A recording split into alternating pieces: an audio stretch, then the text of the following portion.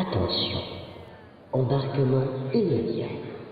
Les équipages de l'Archipel et du bouquet Grandvilliers vous souhaitent un excellent spectacle.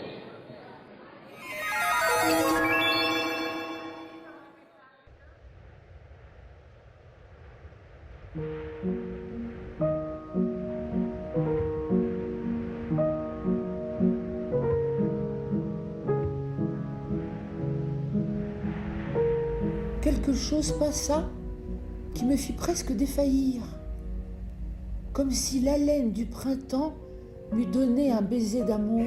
Une force inconnue faisait se rencontrer nos yeux. Et je me mis à rêver d'amour. Oh, l'amour, l'amour, l'amour, l'amour. Je me sentais mère, que je tenais là de quoi aimer, à ne savoir plus faire autre chose. J'avais envie de chanter. Jeanne. Mais une peur atroce me saisit de le voir. Je venais de trouver Rosalie dans le lit de mon mari. Rosalie, à quel moment? Comment as-tu pu céder? Je m'indignais des préférences coupables du destin. Et soudain, je me trouvais au bord de cette falaise. Ma falaise. Jeanne, ayez du courage. Un grand courage. Une accalmie illimitée semblait engourdir l'espace. Madame Jeanne, la vie, voyez-vous, ça n'est jamais si bon ni si mauvais qu'on croit.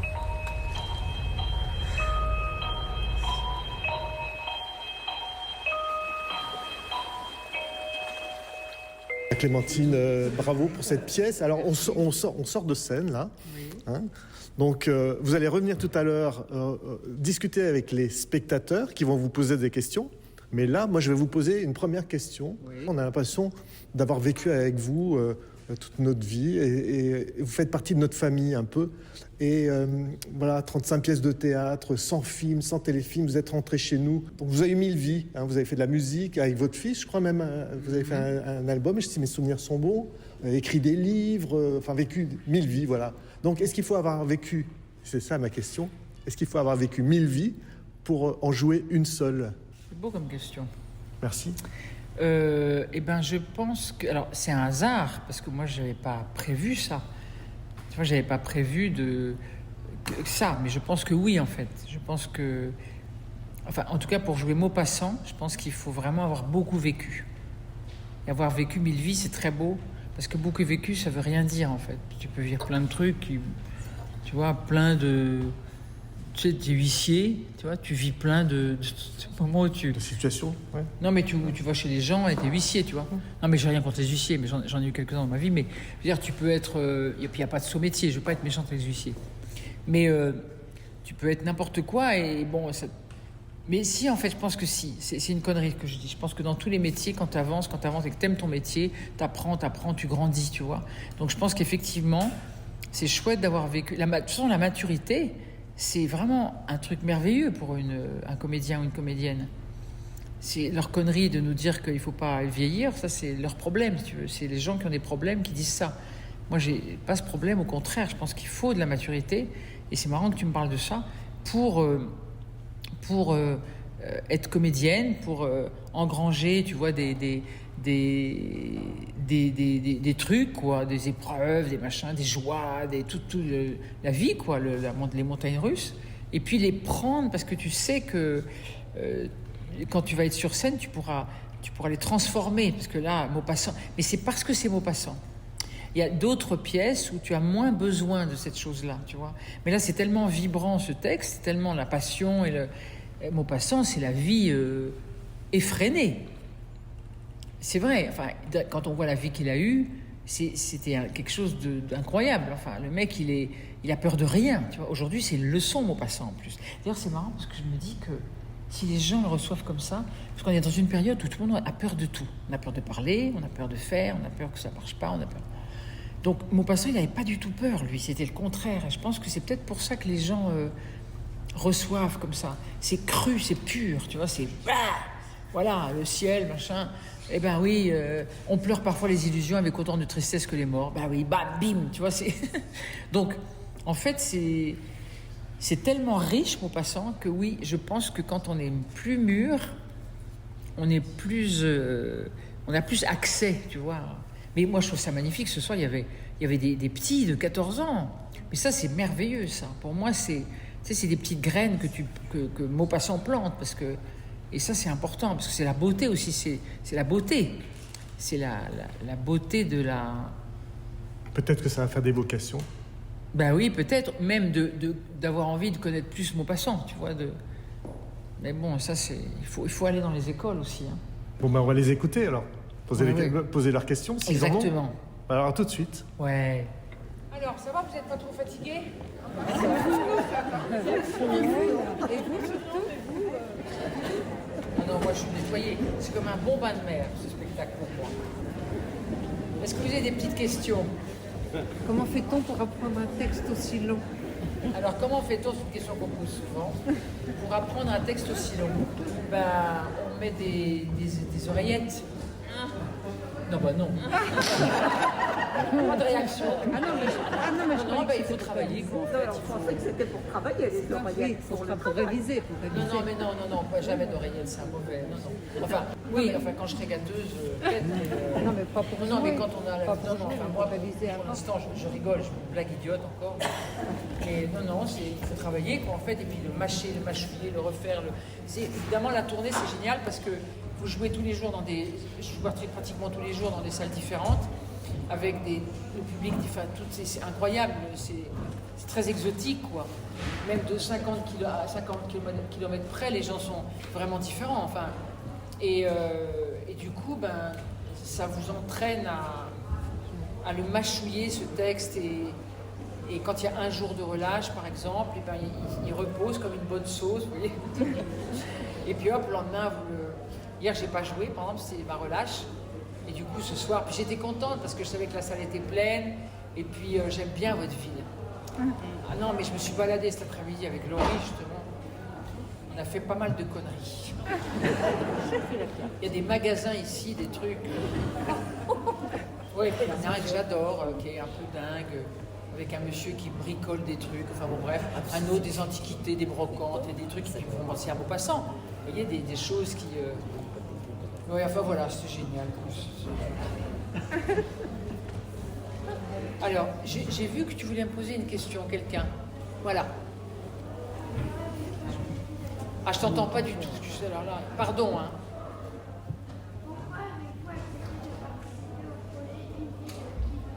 Oh, c'est trop mignon. Alors moi, j'ai une question. Vous êtes une classe? Ça, c'est génial. Et c'est vous la prof? C'est vous la prof, non? Où est votre prof? Ils sont venus en stop. Comment? Ils sont venus en stop et ils se sont évadés. Oui, la prof, sérieux, parce que moi je trouve ça admirable. Ah, mais bravo, alors ça, c'est génial. Oh, ça vous a plu? Oh, ça me fait plaisir. Et vous n'avez pas dormi et tout ça? Oh, c'est chaud. Il ne dirait pas. Il ne dirait pas de sur là-dedans. Qu'est-ce que ça me fait plaisir? Vous avez quel âge? 15, 14, 15, 16?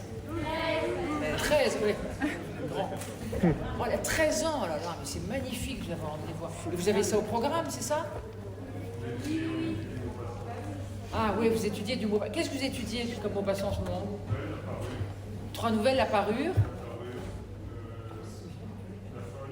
Oui, oh, génial, la folle. Et le au chant, bien sûr. Ah ouais, c'est génial. Ah, magnifique. Alors, je réponds à ta question. C'est toujours chouette. Ça me fait tellement plaisir quand il y a des classes qui sont là parce que c'est vraiment quelque chose qu'il faudrait donner d'ailleurs dans des théâtres, dans des écoles où il y a des... Bref. Alors, en fait, c'est moi qui ai voulu le faire, tu vois. C'est ma maman qui est toujours de ce monde, qui avait lu Une vie depuis longtemps. Il y a 3 ans, elle me dit, ma chérie, tu veux pas, t'as lu Une vie? Je lui dis non, je lis. Et j'ai un coup de foudre parce que c'est magnifique, tu vois, c'est une vie incroyable. Et cette femme est incroyable. Et j'en parle à mon producteur qui est là, Jérôme Fouché, avec toute sa famille d'ailleurs, que j'embrasse au passage. Et il me dit, ah oui, j'adore, j'ai lu Une vie, tu vois, il avait lu ça, il aimait beaucoup. Et du coup, on l'a fait. J'ai adapté le roman que j'ai mis à la première personne. C'est-à-dire que j'ai plutôt que dire elle, Jeanne, elle fait ci, elle fait ça, je voulais que Jeanne, ce soit moi, tu vois. Et comme c'est une dame âgée au début, que moi je suis, mûre, et ça tombait bien, tu vois ce que je veux dire. Et après, elle a des souvenirs, elle a des trucs qui lui viennent en en tête. Et ça, c'est dans Maupassant. Et voilà ce que... Et si tu veux, je suis très amoureuse des textes de Maupassant. Je les trouve magnifiques, je les trouve charnels, beaux, vivants, et comme s'ils savaient lire dans nous, tu vois. Donc, je trouve que c'est incroyable, ces descriptions de la nature, comme s'ils parlaient des gens, des êtres, et puis des êtres comme s'ils parlaient de la nature. Enfin, voilà. Donc, voilà, c'est pour ça que j'ai fait ça. Voilà. Combien de temps pour adapter Combien de temps pour l'adapter? Pour l'adapter, 2 mois, 3 mois. Mais pendant que je tournais, en fait, comme les tournages, c'est un peu des vacances, je trouve. Non, mais ça dépend. Hein. Non, mais... ça dépend. Mais c'est moins de travail, en tout cas, qu'une pièce, que le théâtre. Enfin, ça dépend, en fait. Si vraiment... Le problème, c'est je trouve qu'on ne répète pas assez pour le cinéma ou pour la télévision. On compte trop sur notre instinct et tout ça. Mais bon. Mais en tout cas, pour l'adapter, il a fallu 2-3 mois. Pendant que je tournais, dès que j'avais des pauses, j'en avais pas mal, je faisais des trucs au dictaphone. C'est-à-dire que j'enregistrais à la première personne les passages que j'aimais. Il y avait 3h30 au début, quand on l'a fait à la maison. Et puis après, 3h, 2h30, 2h. Oui. À quel âge quoi? À quel âge avez-vous pris conscience de votre envie de devenir comédienne? Alors, mademoiselle me demande à quel âge j'ai voulu être comédienne. Eh bien, écoute, à 14 ans, en fait, quand j'étais au lycée et que ma prof de français nous a fait jouer Léocadia de Anouilh. J'étais dans un lycée de filles, et comme j'étais grande et que j'avais une grosse voix un peu, elle m'a fait jouer un homme. Je m'étais acheté une perruque, bonjour, moi j'ai 64 ans, tu vois, donc à l'époque il y avait des bonnets de bain, c'était horrible, monstrueux, bonnets de bain avec des faux cheveux, vous savez, dessus, mais courts, mais immondes. J'avais une pipe comme ça, j'ai dit, oh, oui mon amour, posez vos 2 mains sur mes hanches, à une copine de classe, imagine. Alors on a eu des fous rires atroces, bon bref. Mais vous êtes une classe de théâtre? Non, d'accord. Et toi, tu as envie de faire du théâtre? Moi? Oui. Non. Non, d'accord. Clair, net, précis. Ah, oui. Bon, très bien, d'accord, ok, d'accord. Bon, non, mais voilà, et donc ça m'a marqué. Et puis maman m'a emmené voir à 16 ans Guy de Maupassant à Lille, on habitait à Lille. Papa était journaliste à ce moment-là, et là j'ai eu un coup de... Les Contes de la Bécasse. C'était lu par Gérard Guillaumat, qui est un acteur, je ne sais pas où il est maintenant, peut-être qu'il est plus de ce monde, je ne sais pas. Et alors ça m'a terrassé, je me suis dit, c'est là que je veux vivre, en fait, c'est ça ma vie. Et puis voilà, du coup, voilà, et ça fait presque 50 ans maintenant, puisque j'ai 64 ans. Donc voilà, voilà. Oui? Quel aspect de votre profession vous plaît le mieux? Ça, c'est marrant comme question, c'est rare. Quel aspect de ma profession me plaît mieux? C'est bien que de dire ce qui me plaît le moins, parce qu'il y a du truc. Alors, j'ai fait gaffe, il y a un journaliste dans la salle. Faut que je fasse gaffe à ce que je dis, parce que elle a dit ça, non, je rigole. Ça. Tu vois, ce qui me plaît le plus, c'est de vivre le truc, là, ça, de faire ça. Et je vous jure, tout à l'heure, quand vous êtes levé, et même quand vous avez applaudi avant de vous lever, c'est les moments les plus heureux de ma vie que je vis. C'est incroyable. Des salles comme ça, des moments comme ça, c'est impressionnant. Comme ça touche, et tu vois, donc ça, c'est les plus beaux moments. Tout le reste, blablabla, c'est du blabla. Tu vois ce que je veux dire. Et vous rencontrez là, vous parlez après, partagez ce moment, se retrouver après ces punitions pendant 1 an et demi de Covid et tout ça. C'est merveilleux le théâtre, parce que c'est vivant, parce qu'il faut donner ses tripes, il faut y aller, parce que, surtout avec Maupassant, parce que sinon il n'y a rien qui se passe. Il y a des acteurs qui vivent avec beaucoup plus de tenue et de recul, et c'est magnifique, hein. Mais moi j'aime quand c'est très passionné, quand on va dans... Voilà, donc ça, pour moi, c'est merveilleux, tu vois. Oui? Vous avez incarné la vie. Trop mignon, parce qu'ils ont préparé leurs questions sur les papiers. Pas comme vous. Je rigole. Je vous ai dit, j'ai des conneries. Alors. Quels sont vos projets à venir au théâtre, au cinéma ou à la télévision? Alors, quels sont vos projets à venir? Alors déjà, je vais faire ça jusqu'au mois de mai. Déjà pas mal. Et puis déjà, tu vois, voilà. Et puis, pendant ce temps-là, j'écris, parce que j'ai envie de faire un film. Alors, je voulais faire une vie en film, tu vois, mais le faire en film carrément avec Jeanne qui vit, mais à mon âge, tout ce qu'elle vit, même quand elle est jeune et tout ça, fait un truc un peu dingue. Bon, je réfléchis, avec Jérôme réfléchit, où j'ai écrit un autre film, il y a des films que tu écris, tu sais, et puis ça dort un peu, parce que c'est tellement long le cinéma, il faut une patience, moi j'ai pas de patience tellement, enfin j'apprends avec l'âge, mais bon, c'est, hein. Et puis sinon le cinéma, j'ai tourné mon premier long métrage, j'ai réalisé mon premier long métrage qui s'appelle Pierre et Jeanne, adapté de Pierre et Jean de Maupassant.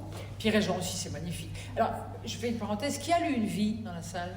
Moi, on l'a vu. Ah ouais, c'est pas mal, ah ouais, génial. Et donc voilà, j'ai fait donc un long métrage. On attend d'être distribué parce qu'en ce moment il y a un embouteillage énorme avec les films. Il faut attendre, je pense, au moins 6 mois, si pas un an, pour qu'il soit. Donc peut-être j'en ferai un autre, je sais pas. Bref, on verra avant qu'il soit sorti celui-là. Et puis on a un autre projet de théâtre avec Jérôme. On va voir, tu vois. Enfin, moi j'arrête pas parce que de toute façon c'est ma passion de fabriquer des trucs et puis de continuer à travailler. Et vous savez qu'on ajoute des petites choses de ville en ville, et de Maupassant bien sûr, hein, pas. Et du coup le spectacle au mois de mai, il risque de durer plus longtemps. Et alors après on reprend la tournée, comme ça on a vraiment beaucoup de chance, ça a beaucoup enfin ça marche, enfin c'est bien accueilli, voilà, pour parler.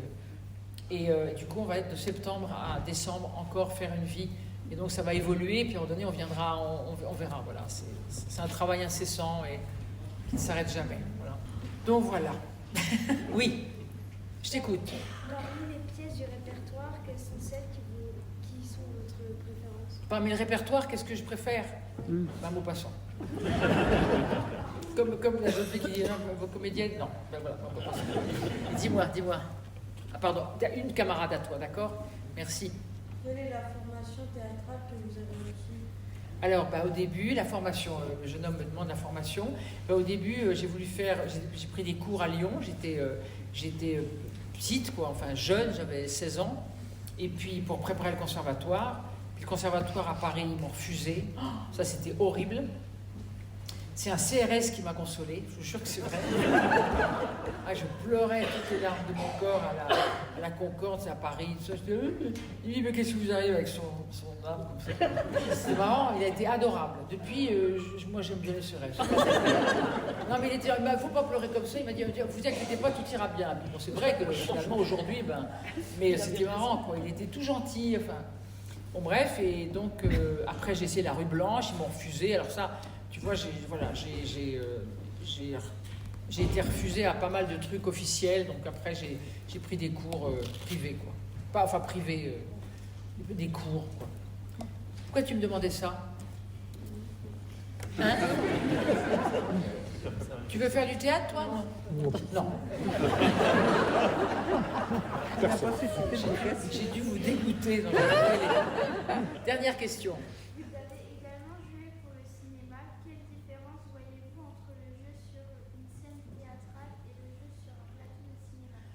Alors, écoute, j'ai dit un peu tout à l'heure, le cinéma, je trouve qu'on ne répète pas assez. Moi, j'ai besoin de connaître les personnes avec lesquelles je joue, de les connaître en tant que personne aussi, de les approcher, quoi, parce qu'en fait, je suis timide. Donc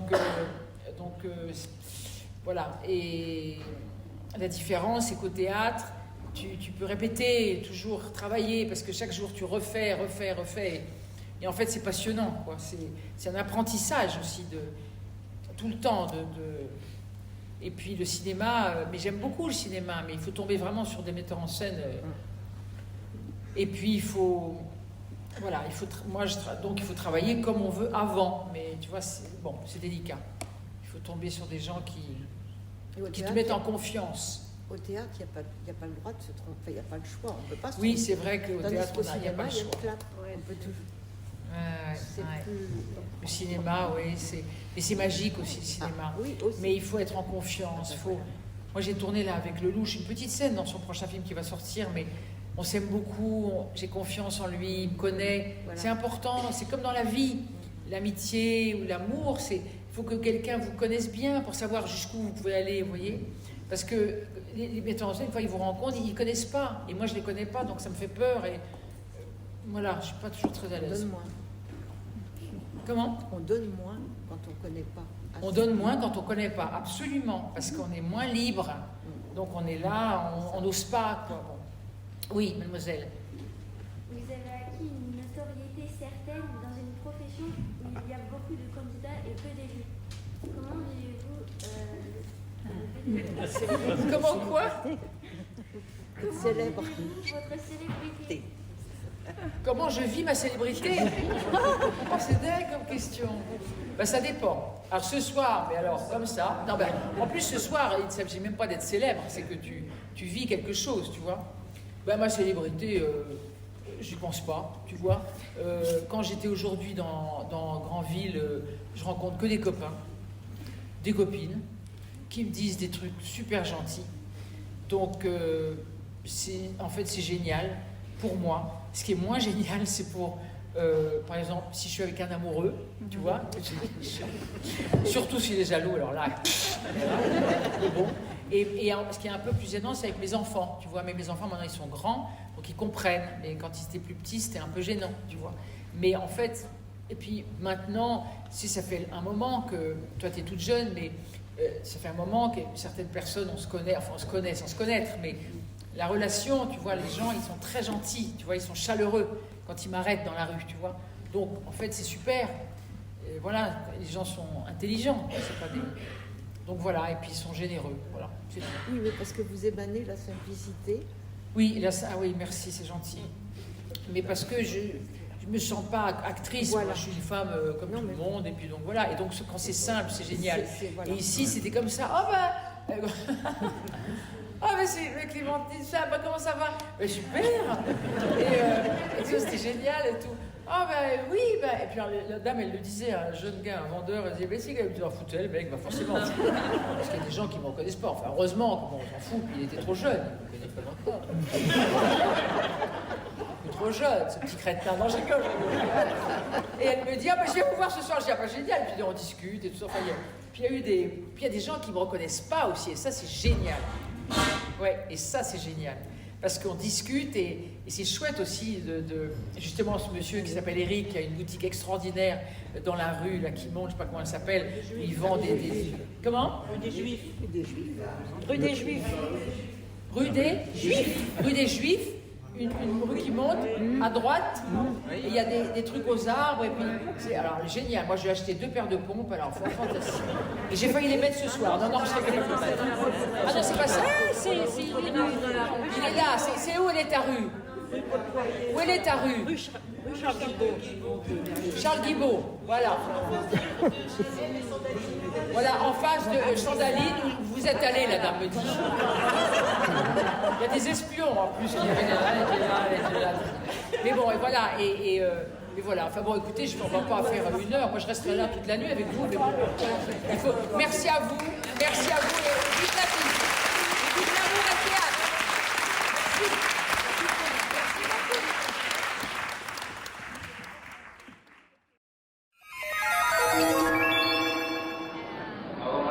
Vous venez d'écouter Embarquement immédiat avec notre commandant de bord Xavier pour le Bouquet Grandvillers, à destination de l'archipel, la salle de spectacle de Granville.